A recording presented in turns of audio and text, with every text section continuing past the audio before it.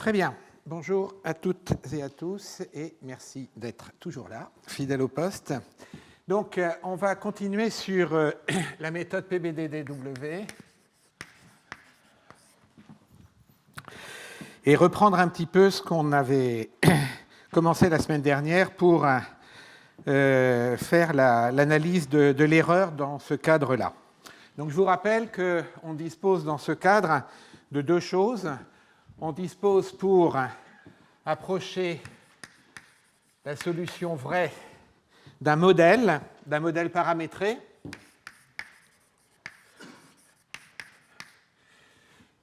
Et qui conduit donc à définir l'ensemble des solutions U de mu lorsque mu varie pour ce modèle et qui est représenté par un espace qu'on va appeler Xn, qui est l'espace vectoriel, engendré par exemple, si on a pris une méthode greedy, par U de mu1, U de mu2, U de mu grand N, et évidemment qu'on s'empresse d'orthonormaliser,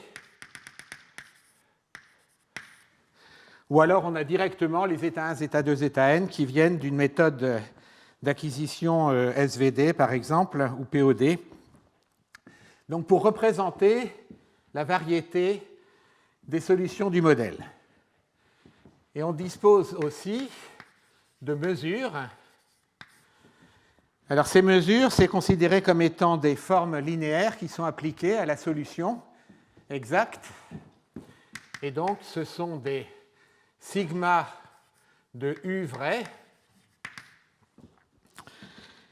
qui sont en nombre infini dans un premier cas. Comme je vous avais dit, on a l'ensemble des formes linéaires à disposition pour mesurer la véritable solution, auquel cas sigma appartient à l'espace dual de l'espace hilbertien dans lequel on se place, ou alors sigma appartient à un ensemble sigma 1, sigma 2, sigma grand M. Donc l'objectif, c'est d'écrire une approximation de la solution vraie comme étant composée de deux choses, une partie qui se trouve dans S et une partie qui se trouve mise à jour, améliorée, pour tenir compte des mesures. Et donc, on va dire que U d'un certain mu qui appartient à S, plus une correction qu'on va appeler état, et qui est là pour corriger et tenir compte des mesures. Alors, dans le cadre où on a une infinité de mesures, on va demander que cette reconstruction qui est là soit cohérente avec les mesures vraies, c'est-à-dire que sigma de U de mu plus état soit égal à sigma de U vrai. Alors, si on a toutes les mesures, évidemment, la reconstruction U de mu plus état est égale à U vrai. Si sigma appartient à X étoile, alors U de mu plus état est égal à U vrai. Alors évidemment, demander que U soit un certain U de mu, ça veut dire qu'il appartient à S, et S, on n'en dispose pas. Par contre, on dispose d'une représentation finie. Donc, on va, dans un deuxième temps, pour approcher la solution U vraie, dire qu'on va prendre un V qui appartient à l'espace Xn, donc ça va être un Vn, plus un état. Là encore, de sorte que sigma de Vn plus état soit égal à sigma de U vrai. Alors, si on dispose encore de tous les sigmas, une fois de plus, le état est là pour rattraper le fait que l'espace S n'est qu'une image floue de la vérité, mais néanmoins, le état est là pour corriger, et donc, on a bien que U, V, N plus état, N, est égal à U vrai. OK? Alors, on demande non seulement que les mesures soient respectées, mais là, on pourrait avoir, en fait, comme on le comprend bien à partir de ces deux étapes-là, on pourrait mettre n'importe quoi dans Vn, et donc, état pourrait être... On pourrait de toute façon corriger, trouver un état qui va permettre d'avoir que la somme de ces deux contributions-là soit la vérité. À partir du moment où on a pris un modèle qui représente à peu près la vérité, ce qu'on va essayer d'utiliser, c'est que Vn peut vraiment être très proche de la vraie solution. Et donc, on va essayer de définir la solution de ce problème-là avec un état n qui va être minimum. Donc, avec une infinité de mesures, le problème, c'est de trouver état étoile n qui est égal à l'argmin sur état de norme de état au carré, avec un égale à Vn plus état n, de sorte que, quel que soit sigma, sigma de un soit égal à sigma de u vrai. Alors dans ce cadre, ce qu'on obtient évidemment, c'est que Vn, c'est la projection de u vrai sur l'espace Xn, et que du coup, état n, c'est la projection de u vrai sur Xn orthogonal.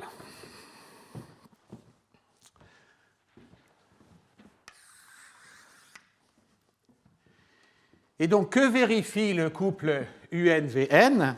Eh bien, il vérifie que UN étoile qui optimise, qui résout ce problème-là, est égal à Vn étoile plus état n étoile,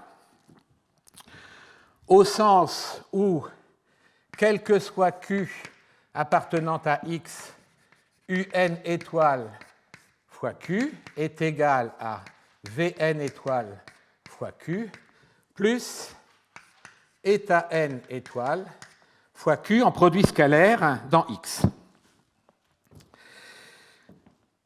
Et le fait que état n soit orthogonal en Xn étoile dit que état n étoile fois Q fois P est égal à 0, quel que soit P appartenant à Xn. OK, alors maintenant, on a un nombre fini de mesures. On a un nombre fini de mesures qui sont sigma appartient à sigma 1, sigma 2, sigma grand M. On va faire exactement le même problème, c'est-à-dire qu'on va définir état n étoile comme étant l'argmin de état au carré sur les états avec un égale Vn plus état n et quel que soit sigma égal à sigma 1, sigma 2, sigma grand M, on a sigma i de un, m. J'ai deux indices là maintenant. UNM, UNM, UNM égale sigma i de u vrai.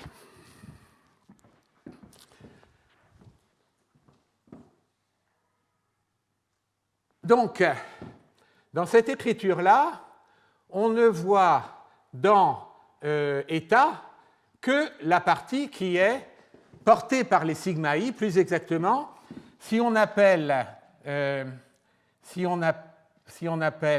sigma u sigma i le représentant de RIS de sigma i, c'est-à-dire tel que sigma i de v de w est égal à u sigma i w en produit scalaire dans X, Ça veut dire que le état ici, qui doit être minimisé, évidemment, va se retrouver dans l'espace vectoriel engendré par les U sigma I.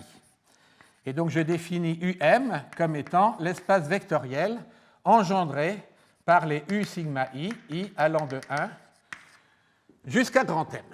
Et donc le système qui va apparaître va être que, quel que soit Q appartenant à X, eh bien j'ai UNM étoile Q est égal à VNM étoile Q plus état NM étoile Q, donc montrons qu'on a l'égalité de UNM étoile égale VNM étoile plus état NM étoile, et quel que soit P appartenant à X N, on a état NM étoile fois P est égal à 0. OK, alors le Q qui est là, on voit que puisque le état NM va appartenir à UM, on peut le restreindre un petit peu pour qu'il soit dans un espace plus petit. Alors ce qu'on voit ici aussi, c'est que l'erreur entre U vrai et UN étoile, eh bien, puisqu'on a la projection qui est là, qui nous apparaît, c'est qu'il y a une partie qui est liée à l'approximation dans la variété et l'autre partie qui compense et grâce aux mesures.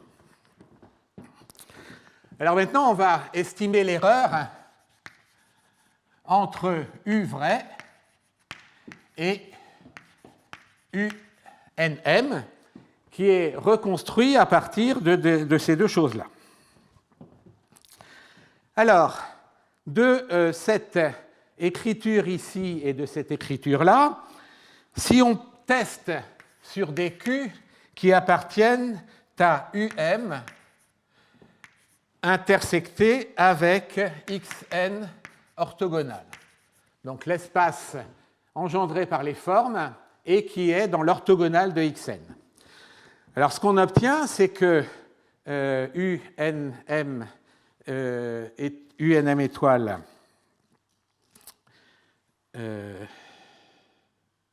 ah oui, pardon, et ça, bien évidemment, quand on prend les...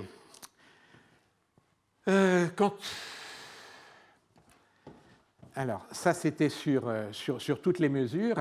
Et donc, ah oui, il faut que j'écrive d'abord ceci, c'est que donc UNM étoile fois Q est égal à VNM étoile fois Q plus état NM étoile fois Q, mais ceci est égal à U vrai fois Q si Q appartient à UM. Donc cette écriture qui est ici, d'accord, doit être comparée par rapport à l'écriture qui disait que VNQ plus état N Q est égal à U vrai fois Q, quel que soit Q. Donc si on restreint les Q qui sont ici à UM, ça reste vrai bien évidemment, et si on prend un Q dans Xn orthogonal, alors on va enlever cette partie-là, parce que cette partie-là est appliquée à des éléments Vn et Vnm qui sont dans Xn, et donc ceci, ça fait 0, puisque c'est la même U vrai, et donc on obtient que état N étoile moins état Nm étoile fois Q est égal à 0, quel que soit Q appartenant à UM intersecté avec Xn orthogonal. Donc, voilà ce que je voulais faire ici pour avoir la première relation. Alors, pour estimer l'erreur entre le U reconstruit, le UNM ici, et le UN qui est là, qui est égal au U vrai, je vais estimer d'abord le état N, M moins le zeta N, et donc je vais regarder état N moins état NM, et je vais oublier les étoiles, parce que ça fait un peu beaucoup, au carré, C'est donc eta n moins eta nm, eta n moins eta nm, en produit scalaire dans X. Et donc, c'est égal à eta n moins eta nm fois eta n moins un élément que je vais appeler Q, plus eta n moins eta nm Q moins eta nm. OK? Alors, cette chose-là vaut 0 parce que Q appartient à... cette chose-là est égale à 0 parce que Q est dans UM inter Xn orthogonal, comme on l'a dit ici, et que donc il me reste que ceci est inférieur à norme de eta n moins eta nm multiplié par la norme de eta n moins q, et ceci donc quel que soit q appartenant à UM inter Xn orthogonal. J'en déduis donc que, je vais l'écrire ici, eta n moins eta nm est majoré par l'infimum pour q appartenant à UM inter Xn orthogonal de eta n moins q. Donc, premier résultat qui donne une partie de l'erreur entre UNM qui m'intéresse et UN qui est égal au U vrai.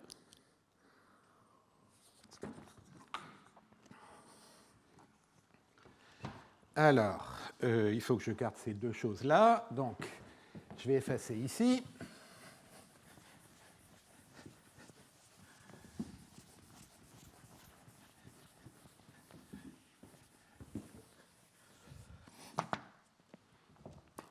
Alors maintenant, je vais regarder l'erreur sur Zn moins Znm. Alors, je vais continuer quand même un peu le eta n moins eta nm au carré, où on a vu que c'était inférieur ou égal au eta n moins q infimum pour les q appartenantes, on a dit, à UM inter Xn orthogonal. Mais on a vu aussi que eta n, c'est la projection sur Xn orthogonale de UN. D'accord? Donc, ceci, c'est égal à l'infimum de la projection de UN, la projection de U vrai, sur Xn orthogonal, donc moins Q, où le Q appartient à UM inter Xn orthogonal et que je mets au carré. Alors maintenant, je vais remarquer une chose toute bête, c'est que l'infimum sur Z appartenant à Xn de la projection de U vrai sur Xn moins Z est égal à 0. Tout simplement parce que la projection de U vrai sur Xn est un élément de Xn, et donc cet infimum est évidemment égal à 0. Donc je peux rajouter cette chose-là, ici, en mettant un carré. Et donc ceci, si je mets les deux infs en même temps, ça me donne un inf sur Q et un inf sur Z, l'un appartenant à Xn, l'autre appartenant à UM inter Xn orthogonal, de la projection sur Xn orthogonal de U vrai, moins Q au carré, plus la projection sur Xn orthogonal de U vrai, moins Z au carré. Alors maintenant, ces deux quantités-là sont orthogonales, puisqu'il y en a une qui est dans Xn et l'autre qui est dans Xn orthogonal. Et donc, les carrés ici nous donnent les deux inf de la norme au carré de la projection sur Xn plus la projection sur Xn orthogonale de U vrai moins Z moins Q. Mais la projection sur Xn plus la projection sur Xn orthogonale, c'est l'identité. Donc ceci, c'est l'inf sur Q et sur Z de U vrai moins Z moins Q au carré. Et donc, l'erreur sur l'incrément est majorée par la meilleure approximation qu'on puisse faire de U vrai en prenant un élément Z dans l'espace Xn, Z dans l'espace Xn, et en lui rajoutant un incrément d'approximation qui n'a plus besoin d'être dans Xn puisqu'on a déjà tout couvert avec Xn, mais qui est dans l'espace vectoriel engendré par le risque des mesures.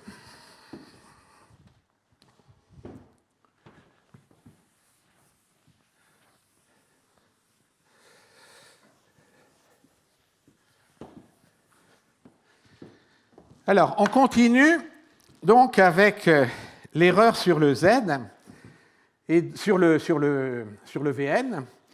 Et donc, qu'est-ce qu'on a? Eh bien, on a cette égalité qui est là. Là encore, pour les mesures. Et donc, on a Vn moins Vnm fois n'importe qui dans l'espace des mesures est égal à moins eta n moins eta nm fois V. Donc ceci est vrai quel que soit V sur l'ensemble des mesures, puisque c'est la soustraction de ces deux égalités qui sont là, prises sur les mesures qui sont les mesures vraies. Alors, on a dit que la semaine dernière qu'il nous fallait choisir les mesures de façon cohérente avec l'espace Zn, et on reverra ça avec l'approximation optimale, la notion d'approximation optimale, c'est-à-dire qu'on demande qu'il existe un bêta nm qui est égal à l'inf sur les V appartenant à Xn du sup sur les Z, les W appartenant à UM, du produit scalaire de V fois W divisé par la norme de V, la norme de W.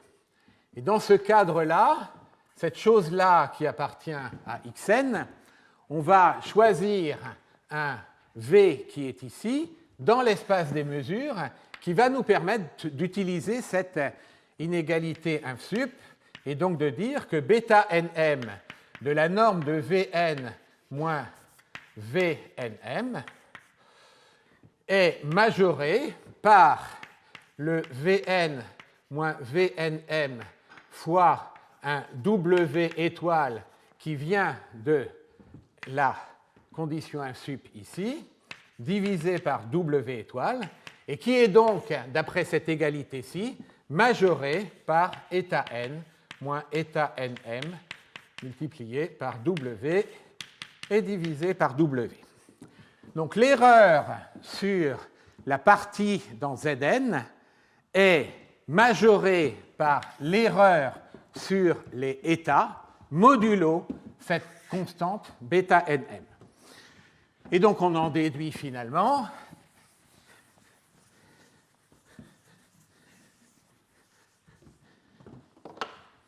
que U vrai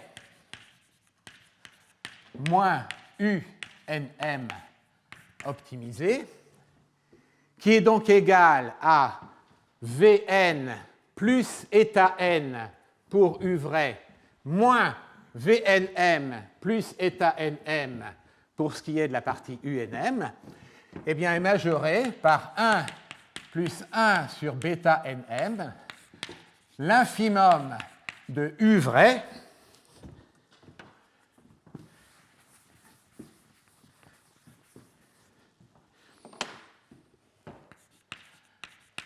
approché par un Z plus Q avec un Z qui appartient à la représentation espace réduit du modèle et du Q qui est représenté par les RIS des mesures.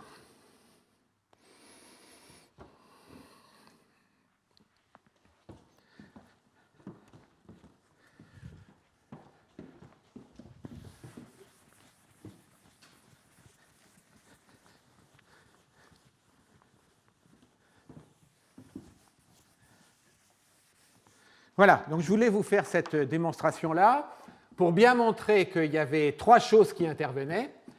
La première, c'est la précision du modèle par rapport à la réalité, qui peut être améliorée par des Q qui sont ici et qui sont dans l'espace de RIS des mesures. Et on avait vu qu'on peut changer la façon de prendre le produit scalaire pour que les RIS soient des fonctions qui ne soient pas subies, mais qu'on puisse les choisir de façon intelligente. Et ensuite, le bêta NM ici, qui vient du fait qu'on doit avoir une certaine compatibilité, puisque le problème PBDW est un problème mis sous forme mixte, qui naturellement a les bonnes propriétés de stabilité, si on a cette condition inf sub qui est là, une condition inf sub qui, si bêta devient petit, eh ben, va nous donner un grand facteur et qui donc va polluer cette meilleure approximation possible par Z et Q. Alors on va comprendre ça un petit peu mieux tout à l'heure, mais je voulais avant ça donner deux remarques. La première remarque, c'est si on a du temps, et qu'on a le budget correspondant, on peut faire une partie offline qui, comme toute partie offline, va être coûteuse et qui va permettre d'améliorer l'espace Xn. Si jamais notre modèle est un peu trop pourri, qu'on a laissé tomber trop de choses dans des interactions, on peut améliorer l'espace Xn en faisant un premier PBDW, étape 1, dans lequel on va avoir plein de mesures. Ça va nous coûter cher, mais on va avoir plein de mesures qui vont nous permettre d'avoir une meilleure approximation de la réalité.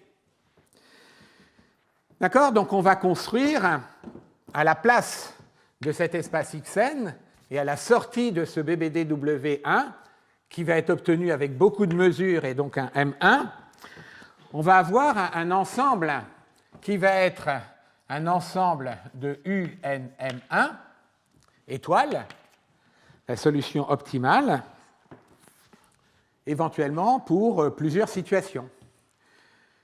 Et donc au lieu de considérer l'espace des Xn, on va pouvoir l'améliorer avec les composantes état NM qui vont être utilisées dans cette première phase pour améliorer la solution.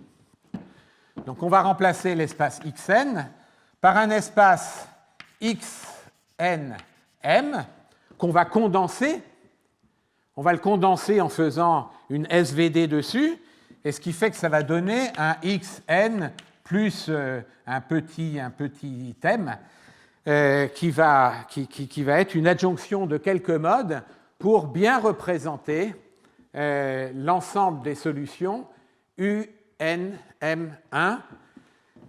Et donc je vais remettre le 1 ici et je vais mettre un petit M1 qui est là. Donc ça c'est dans la partie offline, on a le temps et donc on fait plein de reconstructions et on a le budget qu'il faut pour reprendre plein de mesures et essayer de mieux comprendre en quoi, grosso modo, notre modèle n'est pas bon pour bien représenter l'ensemble des solutions. Et alors, on va travailler maintenant online.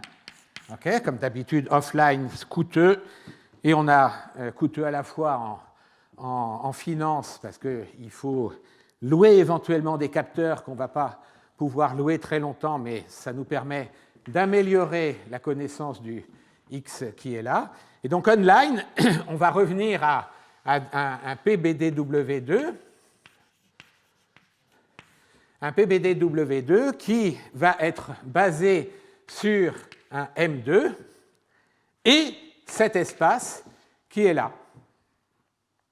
Donc, cette fois-ci, on va reconstruire un UN M1 M2 qui va être construit avec un V qui va appartenir à l'espace X grand N plus M1 plus un état qui va appartenir à un espace U M2 de mesure.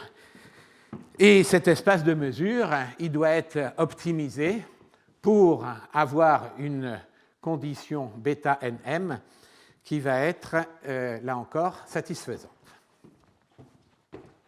Donc ça, c'est la première remarque.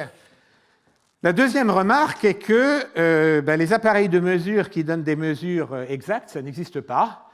Et donc, il y a forcément une erreur au niveau de l'évaluation des mesures vraies. D'accord ? Et donc, au lieu d'avoir un sigma de U vrai, eh bien, on a une petite erreur dessus avec un epsilon.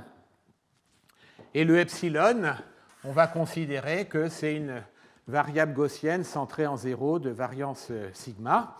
Et donc, c'est un petit bruit aléatoire qui dépend de l'opérateur, qui dépend de l'appareil de mesure, qui dépend des conditions dans lesquelles on va faire la mesure. Alors, dans ce cas-là, il faut tenir compte du fait que les mesures ne sont pas exactes, donc on ne va pas demander que les sigma de U vrai soient égales à sigma de U NM. D'accord ? Puisque on ne connaît pas la vraie mesure. D'accord ? Donc, on ne va pas demander cette chose-là. Et donc, à la place de ça, on a donc des données qui sont des mesures bruitées de la vraie solution. Et donc, on va demander que ces mesures YI moins le sigma I appliqué à UNM, on va sommer sur les I et on va élever ça au carré.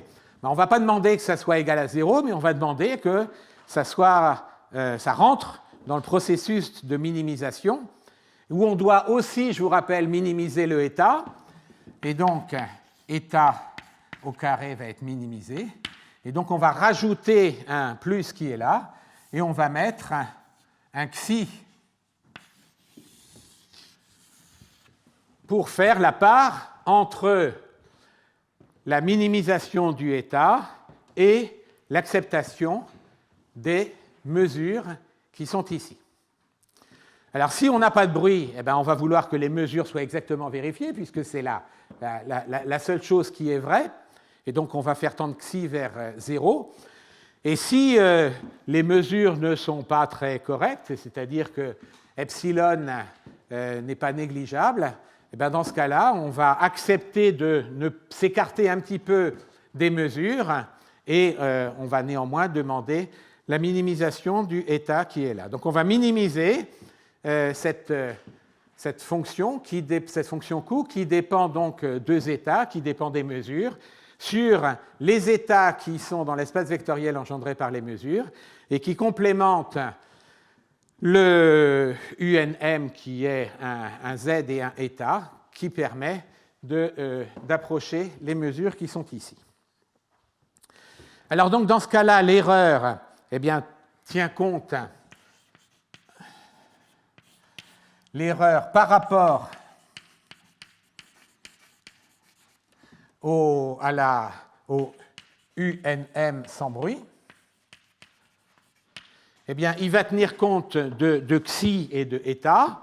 Alors, je ne vais pas faire l'analyse numérique parce qu'on a d'autres choses à voir, mais je vais vous donner une flavor. Donc, évidemment, ça, c'est quelque chose qui va dépendre de xi et de sigma, la taille du bruit qui est ici. Donc l'erreur au carré va être une fonction de ça, avec des normes matricielles, puisque ce problème-là va s'écrire de façon matricielle, qui dépend de xi ici. Et donc, selon la valeur du bruit sigma, eh bien, on est capable d'optimiser le xi pour être capable d'avoir le meilleur équilibre entre les deux parties de l'erreur qui sont là et qui tient compte à la fois de l'erreur des mesures et de l'approximation du modèle. OK.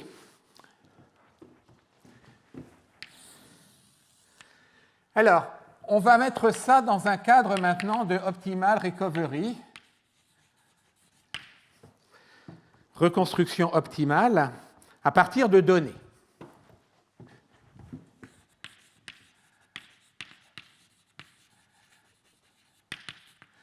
Donc, on efface tout, on refera le lien juste après.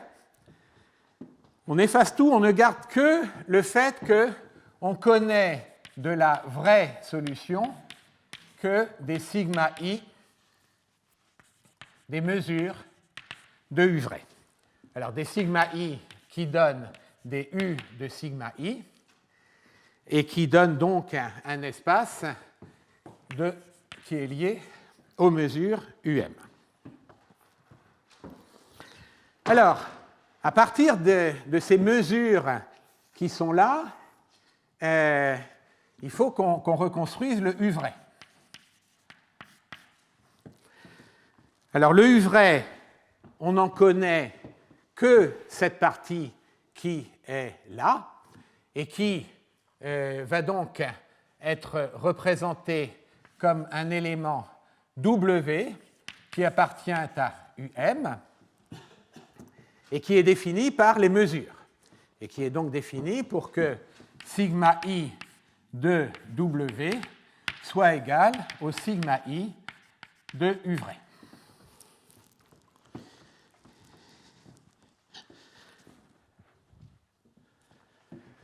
Alors, cette égalité-là montre que W, qui est ici, est la projection sur UM orthogonale de U vrai.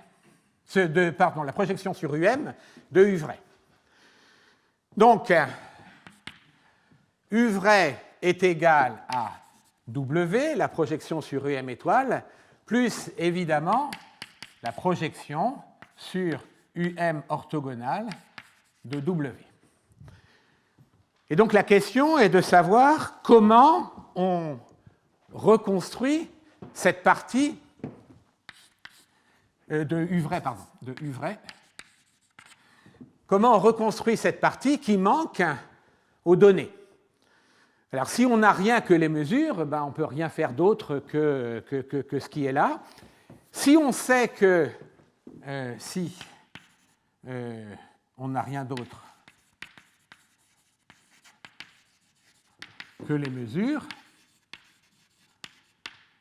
on ne sait pas trop quoi faire pour améliorer la connaissance qu'on a. Et donc, on va prendre 0, par exemple. Et ce n'est pas très malin. Alors maintenant, on peut avoir des connaissances sur U vrai. Par exemple, que U vrai appartient à un ensemble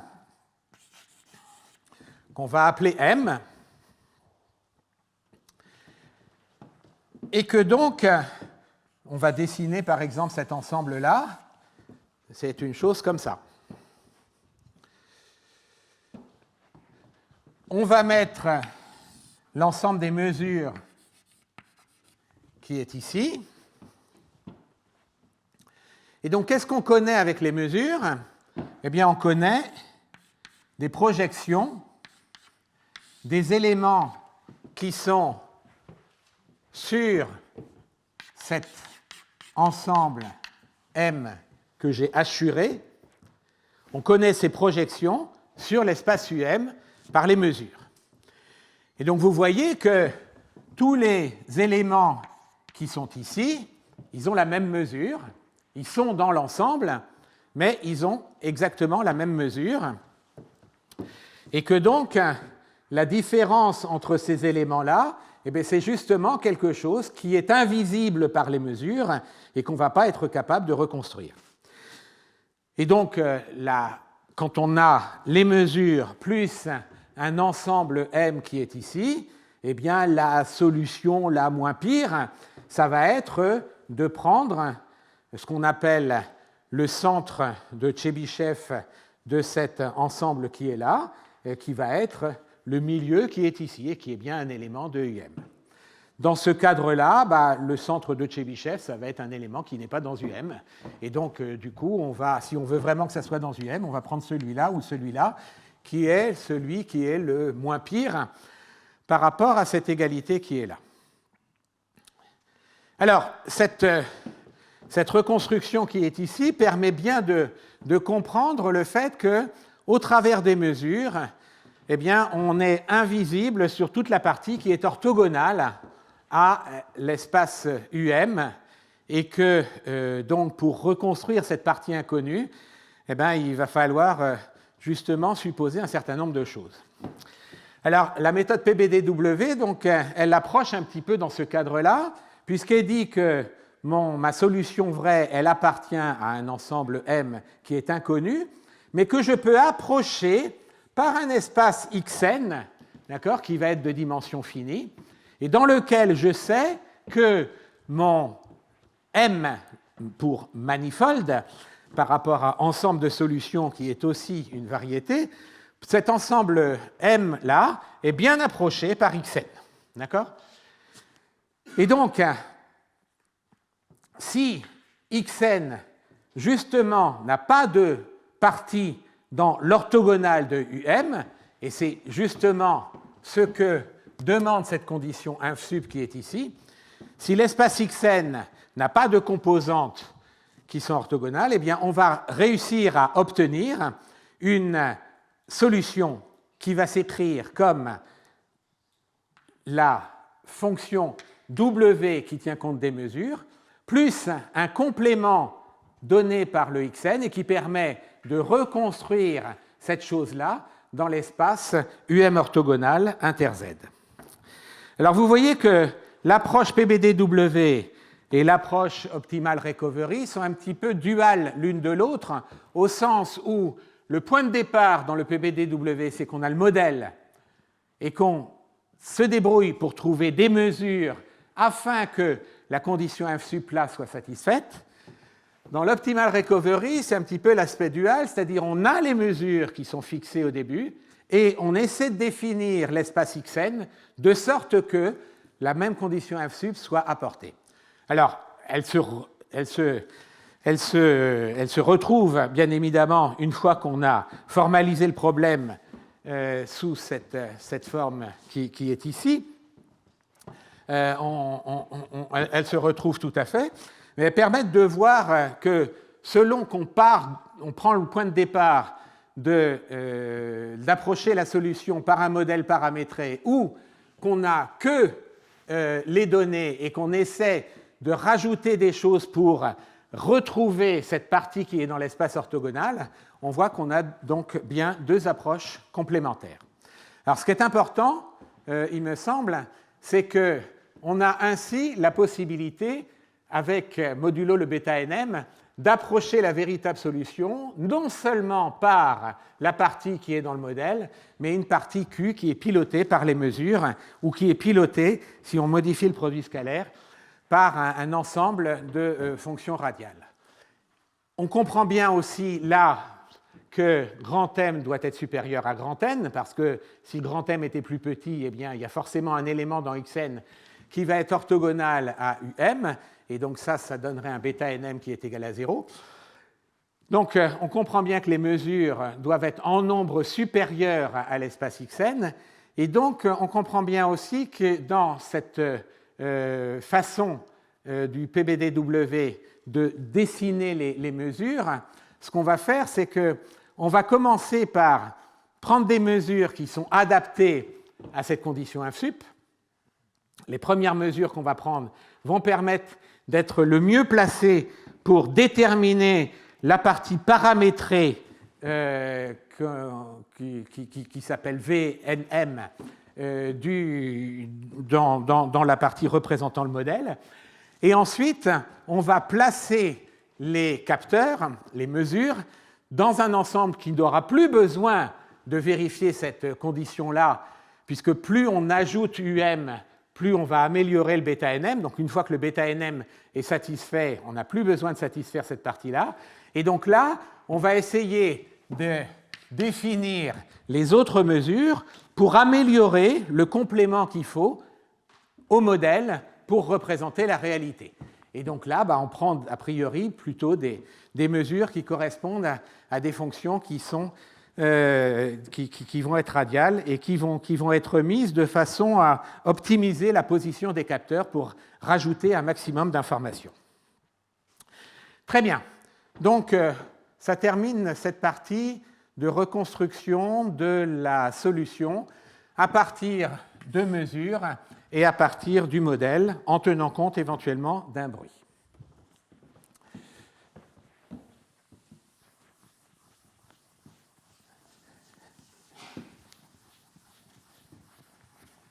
Alors, on continuera la semaine prochaine sur ces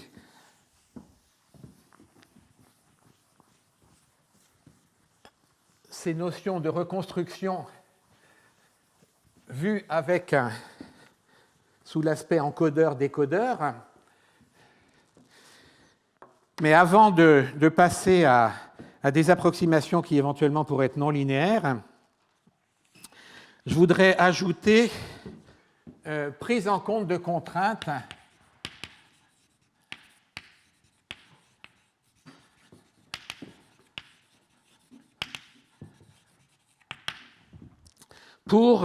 dans le cadre de l'approximation en base réduite.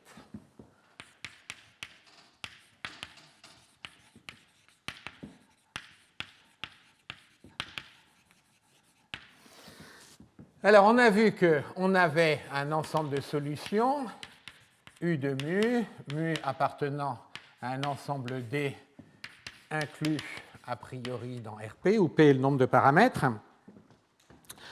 On a défini, dans le cas où l'épaisseur de Kolmogorov est petite, on a défini un espace Xn qui est un ensemble formé de ζ1, ζ2, z grand N. OK. Et on va approcher la solution U de mu pour un nouveau paramètre comme une somme de alpha i, zeta i. Alors, il y a souvent une contrainte qui peut apparaître, qui est que, par exemple, on veut que les fonctions qui sont ici soient positives. OK, c'est très important qu'elles soient positives ou qu'elles soient plus petites qu'une certaine borne. Donc, plus petite qu'une certaine borne, ça veut dire que L moins U de mu est positive. Donc, ça se traduit à peu près de la même façon que la positivité des fonctions. Par exemple, pour un problème de contact, où il y a des problèmes physiques pour lesquels la positivité est fondamentale. Alors, quand la positivité est fondamentale, il va falloir respecter dans l'approximation qui est là qu'on ait la positivité, parce que ces fonctions approchées vont rentrer éventuellement dans la physique du modèle et que si la solution n'est plus positive, on va avoir des problèmes, on va avoir des quantités qui n'ont pas de sens. Alors, une bonne façon pour assurer la positivité, c'est de faire un pas en arrière par rapport au zeta i, c'est-à-dire qu'on exprime ça sous la forme de bêta i u de mu i. Et puisque les u de mu i sont des solutions obtenues pour un certain paramètre, eh bien, on sait qu'elles sont positives. D'accord? Donc, pour dire que u de mu va être approché par un un de mu qui s'écrit comme une somme bêta i de mu, u de mu i, et que les u sont positifs, eh bien, pour assurer la positivité de un, il suffit de demander que tous les bêta I soient positifs. Donc au lieu d'avoir une combinaison linéaire quelconque de la solution, on va demander à ce qu'on ait une combinaison avec des contributions positives. Donc ça veut dire qu'on travaille dans un cône. Par exemple, si j'ai U de mu1 qui est là et U de mu2 qui est là, au lieu de travailler dans tout l'espace vectoriel engendré par ces deux fonctions, eh bien, je vais travailler dans simplement cette partie qui est là, qui est le cône à composante positive générée par ces deux vecteurs qui sont là. OK? Alors, on est dans un cadre a priori où l'épaisseur de Kolmogorov est bonne, on est dans un cadre où a priori on va être capable d'obtenir des solutions, des valeurs du paramètre mu1, mu2, mu grand n qui sont correctes pour avoir une bonne approximation. Donc on sait que cette approximation-là est bonne, mais rien ne dit que cette approximation-là est bonne. D'accord? Alors, on pourrait dire qu'on va continuer avec ça et prendre, par exemple, l'approximation de max de ceci et de 0. Ce qui fait qu'à peu près partout, la solution sera bien une combinaison linéaire des U de mu, des états I, on s'en fout du signe. Et puis là où l'approximation est négative, on remplace ça par 0, comme ça. Mais bon, ça, c'est pas terrible parce que du coup, il va falloir chercher là où la fonction s'annule, ce qui n'est pas forcément très, très simple. Et ça va dépendre à chaque fois de mu. Donc, rappelez-vous que si on a les U de mu1, U de mu2, U de mu n, on ne les connaît pas. Hein. A priori, il faut les calculer avec une méthode d'éléments finis. Donc la complexité des U de mu i ou des états i, cette complexité-là, elle est elle fait intervenir le n qui est la dimension élément fini sous-jacente qui a permis d'approcher les solutions, et que donc rechercher online l'endroit où cette combinaison des états i qui sont des fonctions éléments finis va être négative pour la remplacer par 0, c'est un peu compliqué. Néanmoins, on sait qu'une telle somme va être bonne et que donc elle est presque partout positive. Par contre, si on impose que les contraintes bêta ici, les composantes bêta soient positives, alors là, c'est une forte contrainte et rien ne dit qu'on va être capable de bien approcher la solution. Alors, en fait, parce qu'on peut très bien avoir une combinaison des U de mu avec des coefficients qui vont peut-être parfois devenir un petit peu négatifs, mais qui va rester strictement positive. Donc, ce qu'on a envie, c'est de relaxer un petit peu la contrainte sur les bêta ici, accepter qu'ils deviennent un petit peu négatifs en ligne, de sorte que l'approximation qui est ici va rester positive. Alors ça reste un même problème aussi difficile que celui-là.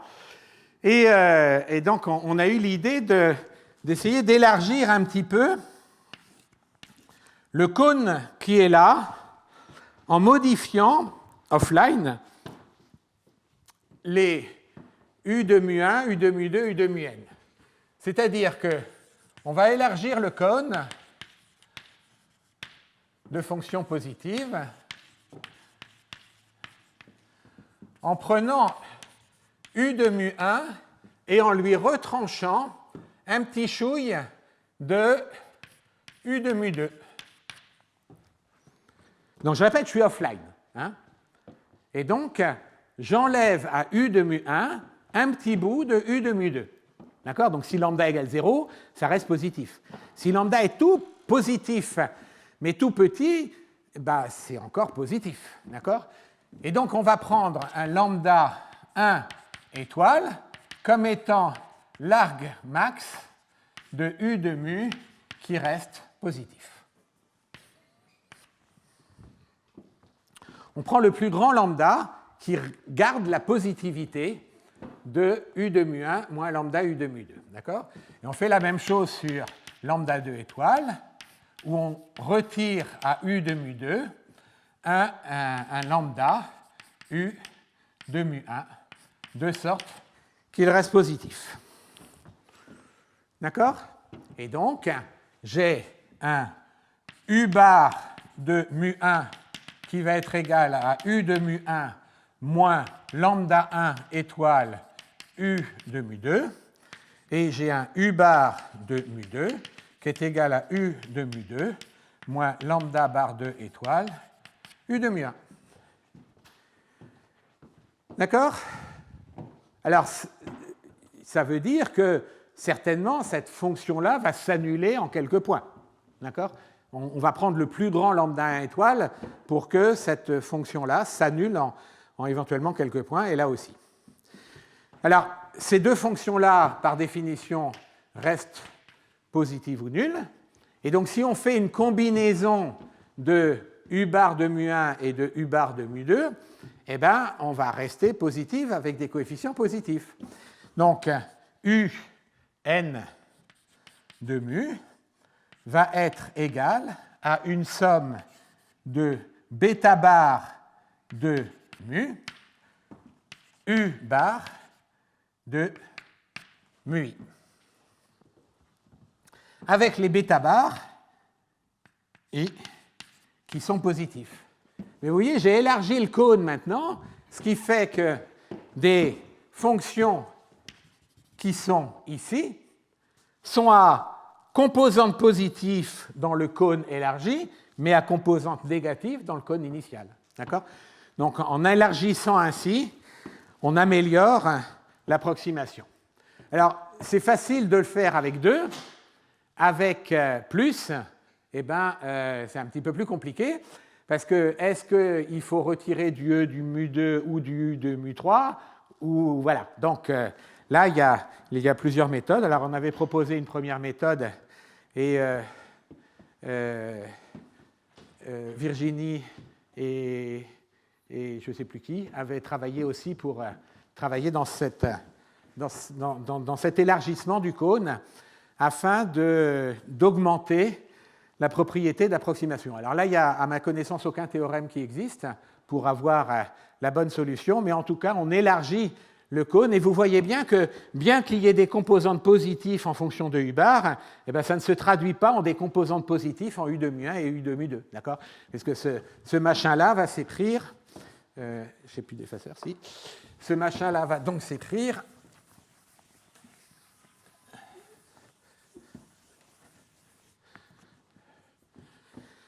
donc je vais avoir bêta 1 bar U1 bar plus bêta 2 bar U2 bar.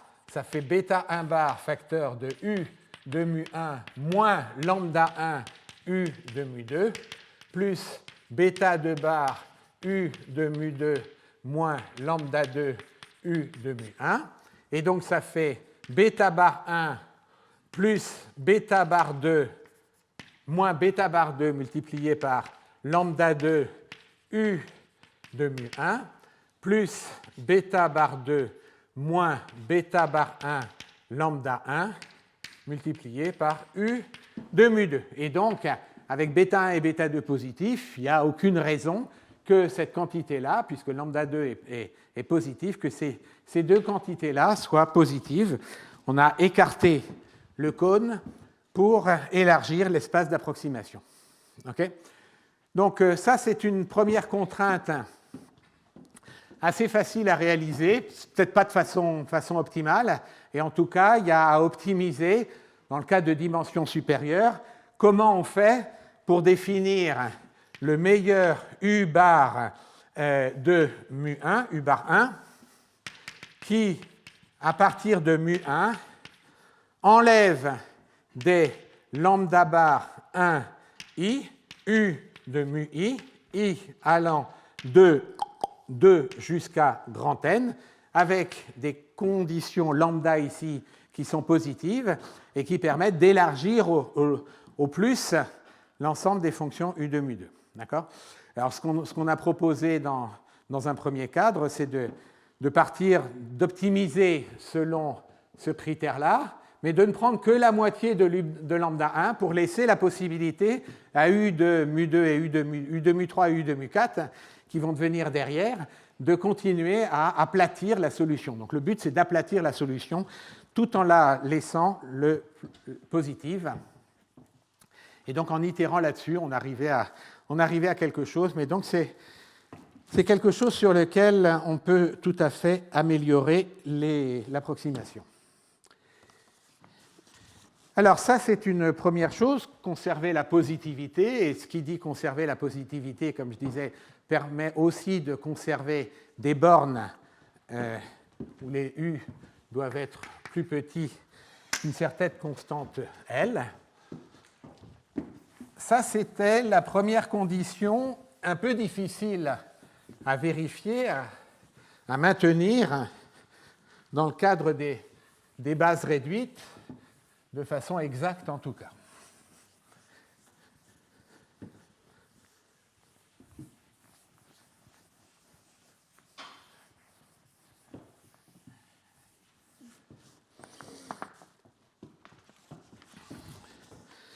Alors l'autre cadre, c'est le cadre des approximations symplectiques.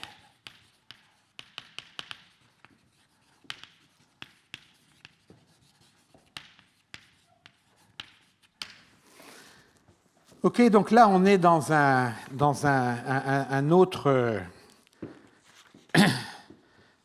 cadre où la modélisation est donnée par une équation dans laquelle les états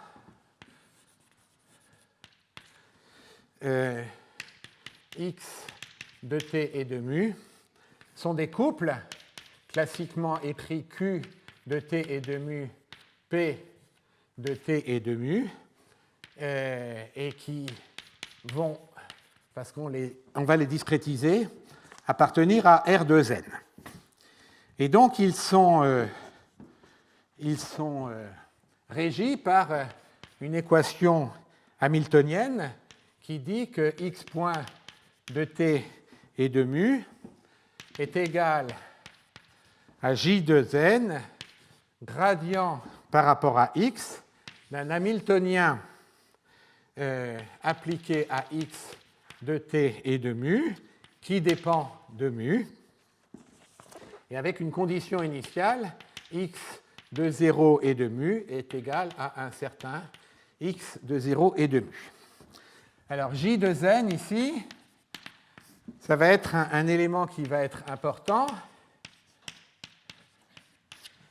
et qui est une matrice antisymétrique où j'ai la matrice identité de taille n ici et moins identité de taille n qui est là, et pour lesquelles on vérifie facilement que le carré de j de n, c'est moins l'identité de taille 2n, et que la transposée j de n transposée, c'est moins j de n. Alors, ça donne cette donnée de j de n donne un produit, une forme symplectique canonique.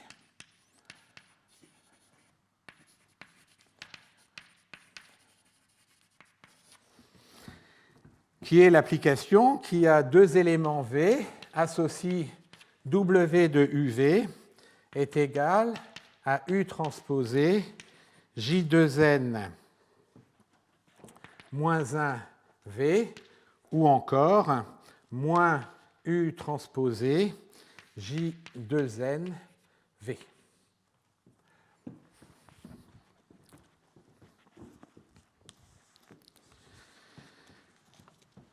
Alors, quelle est la particularité de ces systèmes qui sont là, qui peuvent s'écrire aussi, bien évidemment, Q point est égal à la dérivée par rapport à P de l'hamiltonien de Q, et P point est égal à moins la dérivée par rapport à Q de l'hamiltonien.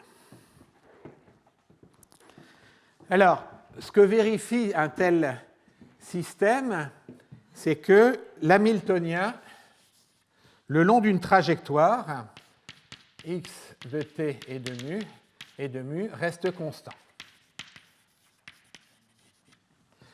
Donc c'est une particularité de l'hamiltonien. Et donc, pourquoi ? Parce qu'on peut vérifier que si on dérive par rapport au temps cet hamiltonien sur une trajectoire, alors donc la dérivée par rapport au temps se fait par rapport à la trajectoire qui est là, et donc c'est égal au gradient par rapport à x de l'hamiltonien en x de t et de mu multiplié par x point de t et de mu avec un transposé qui est là.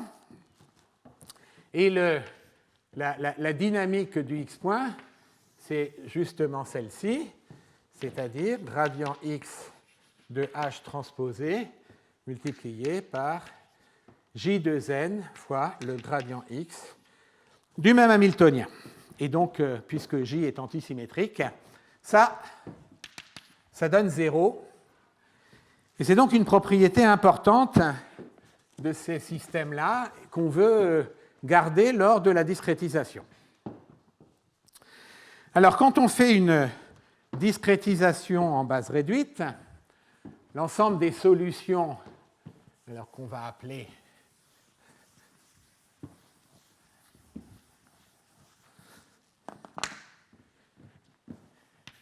x de mu et de t,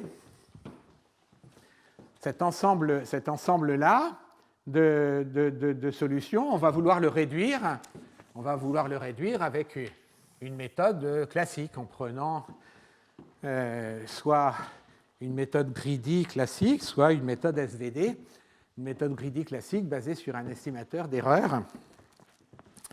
Et donc, on va arriver à un espace Xn qui est un espace zeta1, zeta-n de fonctions qui vont être orthogonales, puisque c'est la façon classique dont on conduit la SVD dans ce cadre-là. Donc le problème, c'est que l'approximation va être bonne, mais le système qui en résulte n'est pas un système hamiltonien. D'accord ? Et que donc, pour ces systèmes hamiltoniens, où l'idée c'est de faire des propagations en temps très long, on sait qu'il faut utiliser des schémas qui conservent ces propriétés de préserver l'hamiltonien, et c'est donc toute la voie des schémas d'approximation d'équations différentielles qui sont des schémas symplectiques pour essayer d'avoir justement la conservation de l'hamiltonien. Alors, dans la discrétisation spatiale, on veut conserver la forme de l'équation qui est ici, et ça n'est pas le cas si on prend une approximation classique au travers de la SVD. Alors pour ça, on va donc proposer un autre cadre qui est le cadre des approximations symplectiques et des sous-espaces symplectiques.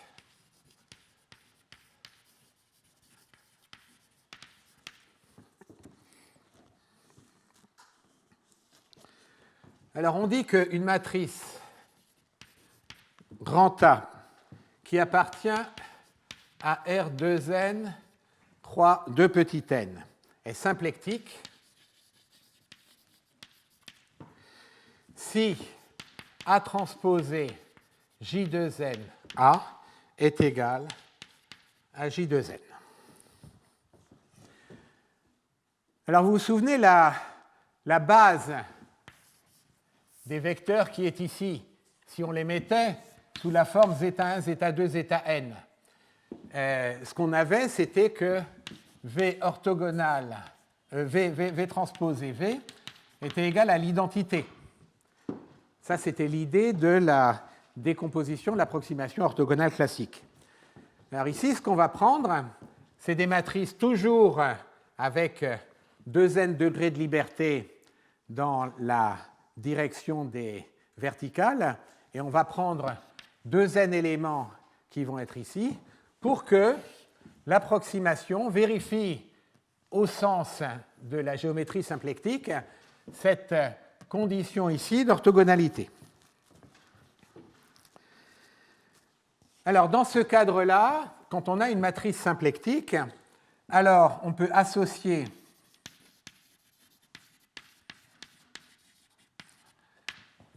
à son inverse symplectique,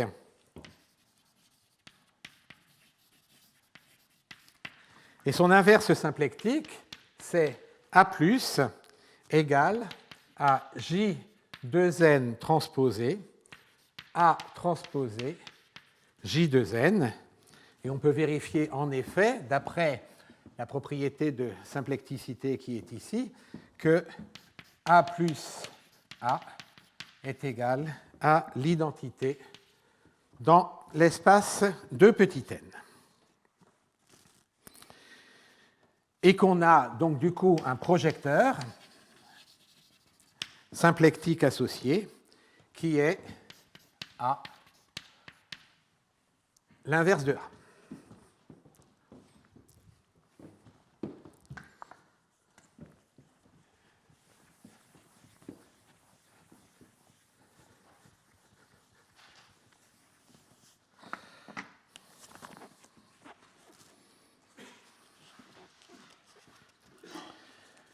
Alors, au lieu d'écrire que on avait ici, dans ce cadre, que UN était égal à V multiplié par un Z qui était des coefficients, au lieu de prendre ça, ce qu'on va faire, c'est qu'on va dire que X de T et de mu va être approché par un A, Z de T et de mu, où Z va être de petite dimension de Z.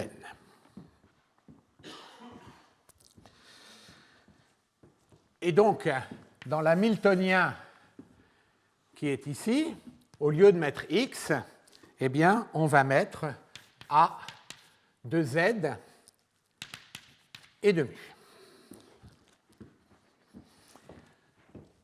Et donc, l'équation qu'on va considérer, ça va être encore gradient x j de n, qui va donner la dynamique du z point de t et de mu, qui va donc être égal à ça, mais ça ne peut pas être égal partout parce que ça n'a pas la bonne dimension. Et donc, on va le tester, là encore, sur des fonctions qui vont être du même type que celui-là. Et donc, on va mettre l'inverse symplectique de A. Donc, le système posé est celui-là. Et donc, on va regarder un petit peu ce que c'est que ce système qui est là, en posant l'hamiltonien réduit de Z et de mu, qui est égal à l'hamiltonien initial appliqué à AZ et mu.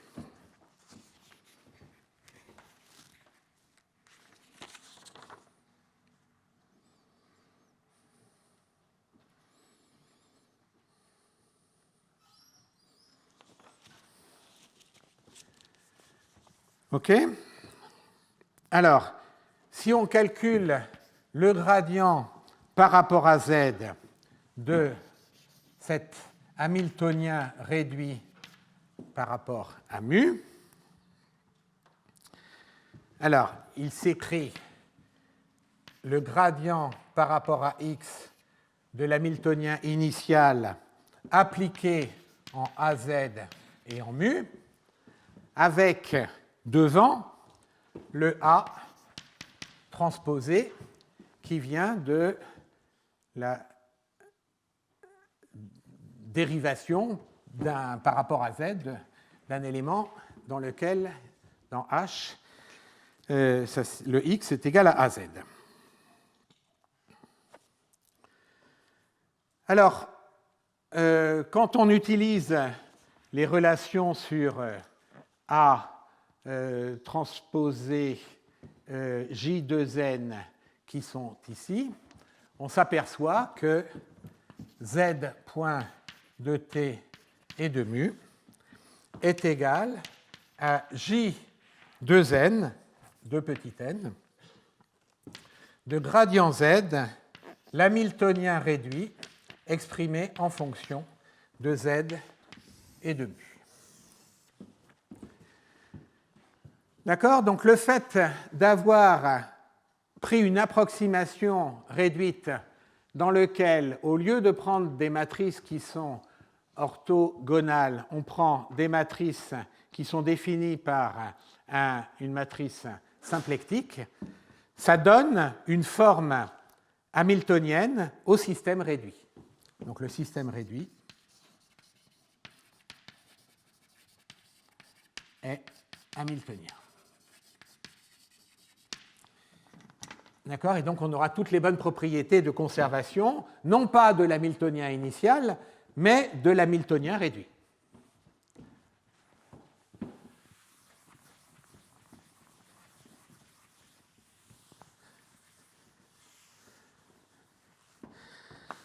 Donc ceci a été développé dans la thèse d'un étudiant de Bernard Asdonck.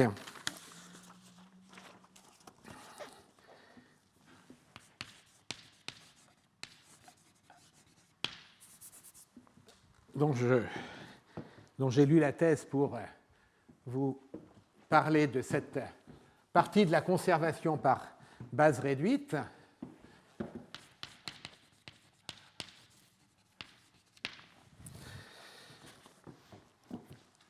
Et donc l'idée, ça va être de construire cette matrice de la même façon qu'on a construit par SVD ou par Greedy la base réduite classique, mais de sorte que la matrice A devienne une matrice symplectique.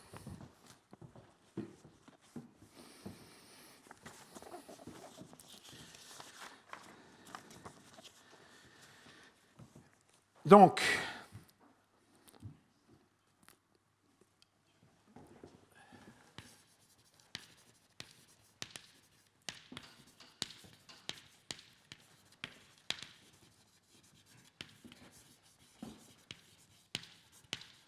construction de la base réduite symplectique.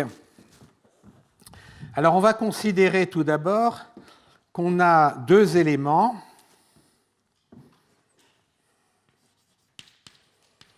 U de mu1, x de mu1 et x de mu2 qui sont deux éléments. Je ne vais peut-être pas les appeler x, c'est pas. Je vais les appeler x de mu1 et de t1, x de mu2 et de t2. Et donc, je vais les appeler E1 et F1, ces deux éléments qui sont là, obtenus par le choix de deux paramètres éventuellement différents, à deux temps différents.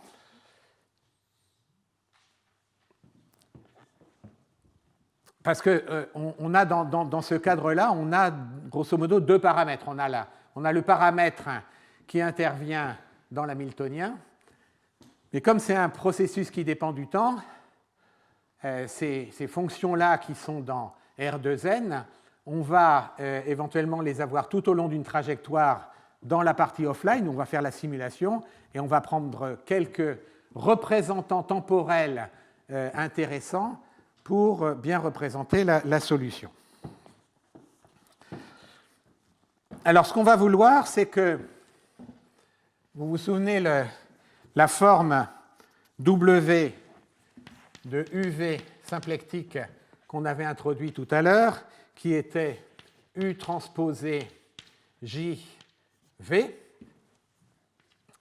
Alors, on va transformer ces deux choses qui sont là en supposant que W de E1 et de F1 soient différents de 0. On va les transformer pour que ça soit les deux premières composantes d'une matrice symplectique. Et pour que ce soit les deux premières composantes d'une matrice symplectique, il faut que l'on ait W de EI de E1, F1 qui soit égal à 1, W de, évidemment, E1 est égal à 0, et W de F1, F1 qui est égal à 0. Donc ça, c'est évidemment satisfait puisque W est antisymétrique.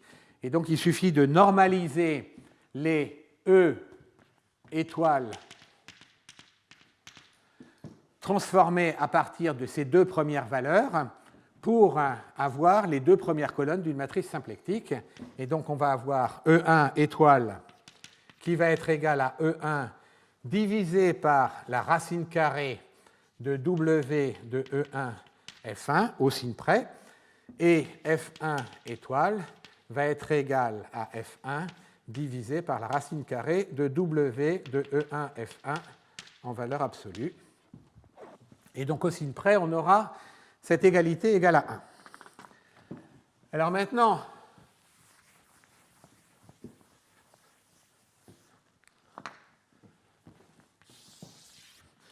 par récurrence, supposons qu'on ait construit un E1 étoile, F1 étoile, un E2 étoile, F2 étoile, etc., un EN étoile, Fn étoile, qui forment une matrice symplectique au sens où W de EI, EJ est égal à 0, W de FI, FJ est égal à 0, et W de EI, FJ est égal à delta IJ.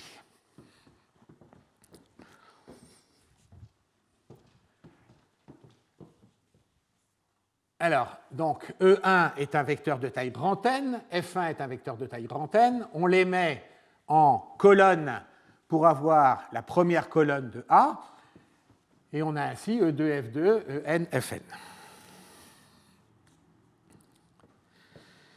Alors,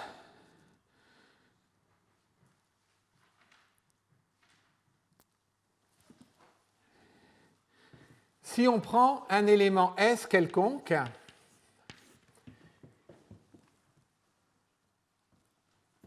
on peut définir un S tilde en le rendant orthogonal au sens du produit W, en retranchant la somme des W de EI et de S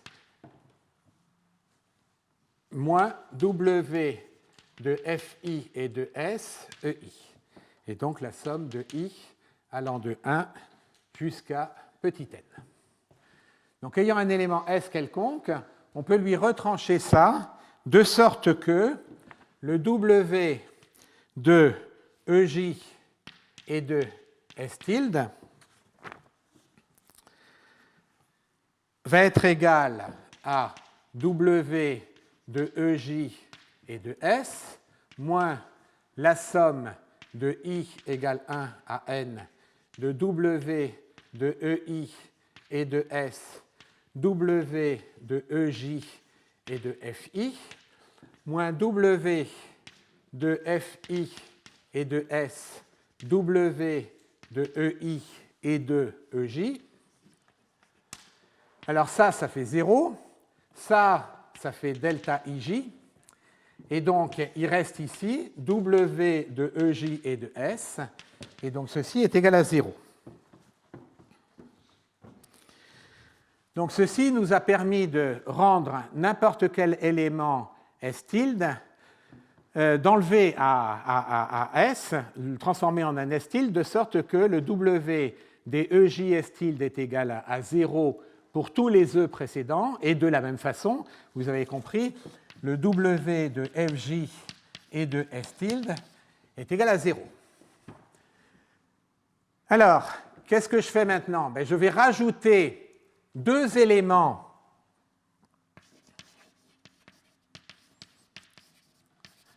U de mu n plus 1 et de t n plus 1 et U de mu tilde de mu étoile n plus 1 t n plus 1 étoile. Je vais rajouter deux éléments que je vais rendre orthogonales à la partie précédente au sens symplectique. Donc je vais les transformer en des U tilde n plus 1. Et ensuite, je vais leur appliquer cette chose qui est ici pour les rendre compatibles avec le couple ici, et ce qui va me donner un nouvel élément, En plus 1 étoile, Fn plus 1 étoile. Donc la construction de façon greedy de l'approximation symplectique se fait à peu près de la même façon que cette approximation qui est là, sauf qu'au lieu de faire une orthogonalisation de Gram-Schmidt, on fait une orthogonalisation au travers de ce produit bilinéaire symplectique avec le J. D'accord? Donc ça a été développé dans la thèse de Buschfink et ce qui a donné un certain nombre de papiers avec Bernard Hasdonck.